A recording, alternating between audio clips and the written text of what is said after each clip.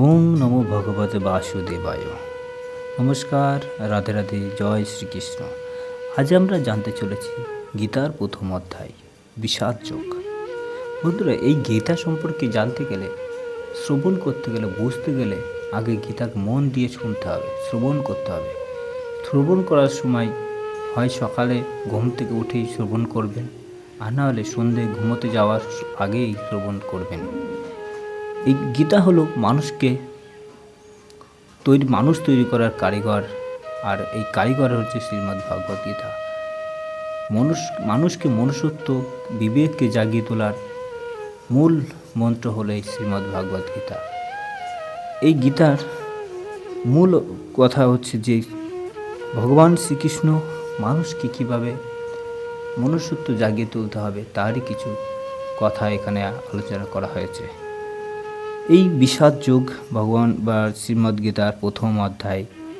ধৃতরাষ্ট্র উবাচ, ধৃতরাষ্ট্র বললেন, ধর্মক্ষেত্র কুরুক্ষেত্র সমবেত যুযুৎসব মাম পাণ্ডবস্যৈব কিম কর্তব্য সঞ্জয়। অর্থাৎ ভগবান শ্রীকৃষ্ণর কাছে যাওয়ার আগে এটা ধৃতরাষ্ট্র জিজ্ঞাসা করলেন, হে সঞ্জয়, ধর্মক্ষেত্রে যুদ্ধ করার মানুষে সমবেত হয়ে আমার পুত্র এবং পাণ্ডু পুত্রেরা তারপর কি করল? ভগবদ্গীতা হচ্ছে বহুজন পঠিত বহু ভগবত তত্ত্ববিজ্ঞান, যার মর্ম গীতা মাহাত্ম্যে বর্ণিত হয়েছে। সেখানে বলা হয়েছে ভগবদ্গীতা পাঠ করতে হয় ভগবত তত্ত্ববিদ কৃষ্ণ ভক্তের তত্ত্বাবধানে। ব্যক্তিগত দৃষ্টিভঙ্গির পরিপ্রেক্ষিতে গীতার বিশেষ বিশ্লেষণ করা কখনোই উচিত নয়। গীতার যথাযথ অর্থ উপলব্ধি করার দৃষ্টান্ত ভগবদ্গীতাই আমাদের সামনেই তুলে ধরেছেন অর্জুনের মাধ্যমে, যিনি স্বয়ং ভগবানের কাছ থেকে সরাসরিভাবে এই গীতার জ্ঞান লাভ করেছিলেন। অর্জুন ঠিক যেভাবে গীতার মর্ম উপলব্ধি করেছিলেন, ঠিক সেই দৃষ্টিভঙ্গি উন্নতি নিয়েই সকলেই গীতা পাঠ করা উচিত। তাহলেই গীতার যথার্থ মর্ম উপলব্ধি করা সম্ভব।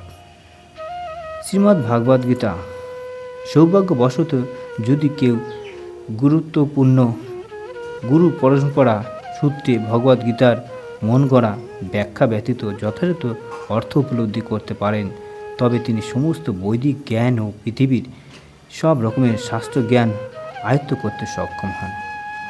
শ্রীমদ্ ভাগবত গীতার পড়ার সময় আমরা দেখি অন্য সমস্ত শাস্ত্রে যা কিছু আছে তা সবই ভগবদ্গীতায় আছে।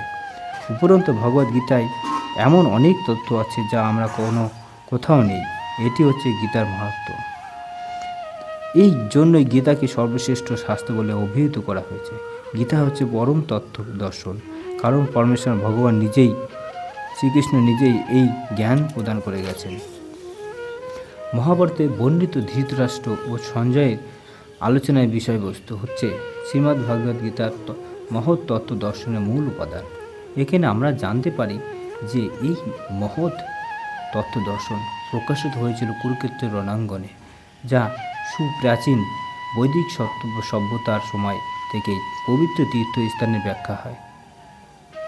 ভগবান যখন মানুষের উদ্ধারের জন্য এই পৃথিবীতে অবতরণ করেছিলেন, তখন এই পবিত্র তীর্থস্থানেই তিনি নিজেই পরম তত্ত্ব সম্মিলিত এই গীতা দান করেন। এই শ্লোকে ধর্মক্ষেত্র শব্দটি খুবই তাৎপর্যপূর্ণ, কারণ কুরুক্ষেত্রের যুদ্ধক্ষেত্রে ভগবান শ্রীকৃষ্ণ অর্জুনকে তথা পাণ্ডবদের পক্ষে ছিলেন।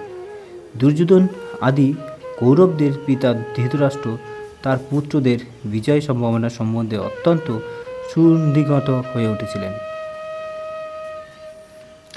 দ্বিধাগ্রস্ত চিত্তে তাই তিনি সঞ্জয়কে জিজ্ঞাসা করলেন, আমার পুত্র বা পাণ্ডু পুত্ররা তারা কি করল? তিনি নিশ্চয়ই ছিলেন যে তার পুত্র বা পাণ্ডুরা কুরুক্ষেত্রের বিস্তীর্ণ ভূমিতে যুদ্ধ করবার জন্য সম্মিলিত হয়েছিলেন, কিন্তু তবুও তার অনুসন্ধানটি ছিল তাৎপর্যপূর্ণ। তিনি চাননি যে পাণ্ডু ও কৌরবের মধ্যে কোনো আপোষ মীমাংসা হোক, কিন্তু তিনি চেয়েছিলেন যুদ্ধে তার পুত্রদের ভাগ্য সুনিশ্চিত হোক।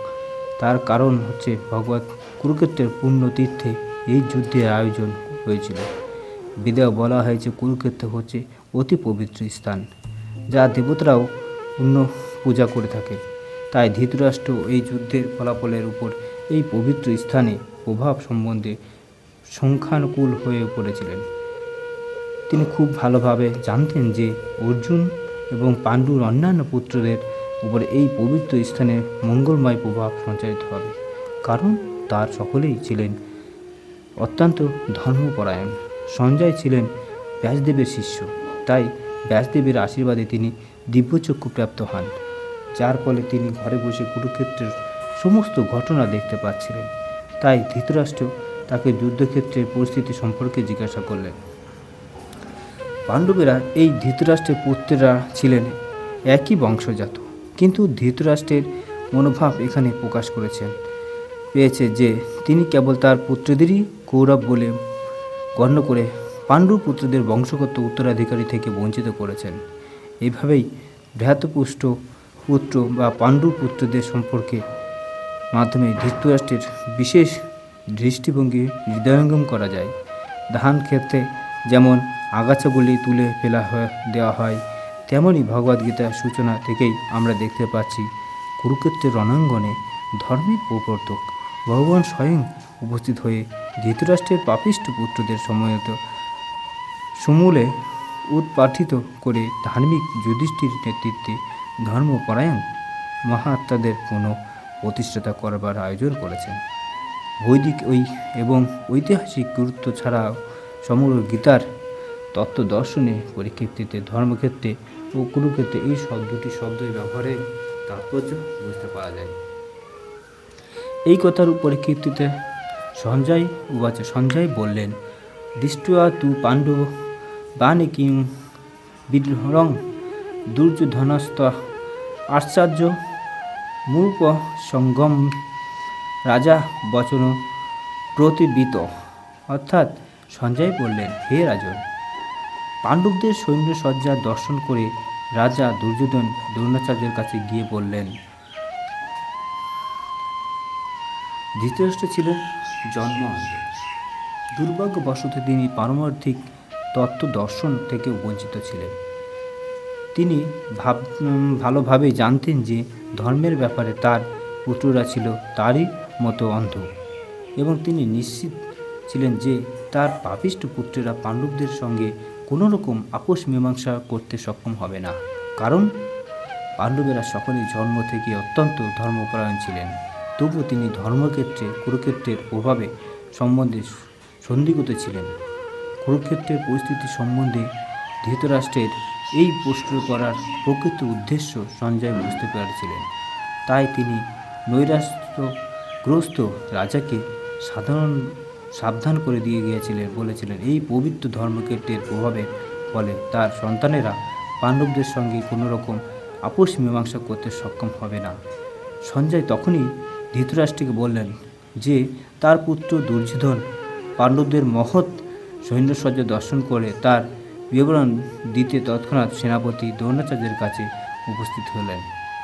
দুর্যোধনকেও জিজ্ঞাসা করার যদিও রাজা বলা হয়েছে, যে তবুও সেই সংকটময় অবস্থায় তাকে তার সেনাপতির কাছে উপস্থিত হতে দেখা যাচ্ছে। এই থেকে আমরা বুঝতে পারি চতুর রাজনীতিবিদ হবার সমস্ত গুণগুলি দুর্যোধনের মধ্যে বর্তমান ছিল। কিন্তু পাণ্ডবদের সহিত সৈন্যসজ্জা দেখে দুর্যোধনের মনে যে মহাভয়ে সঞ্চার হয়েছিল তা তিনি তার চতুর্বার আবরণ থেকে ঢাকতে পারেননি।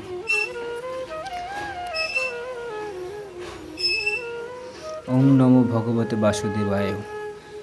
এই ভগবদ গীতার বিশ্বযুগের দুটি শ্লোক সম্পর্কে তো জানালাম। তোমাদের এই শ্লোক দুটি যদি ভালো লেগে থাকে তাহলে কমেন্ট করে জানাবে। আরও শ্লোক তোমাদের সম্পর্কে জানাবো গীতা সম্পর্কিত। শ্রী রাধে রাধে।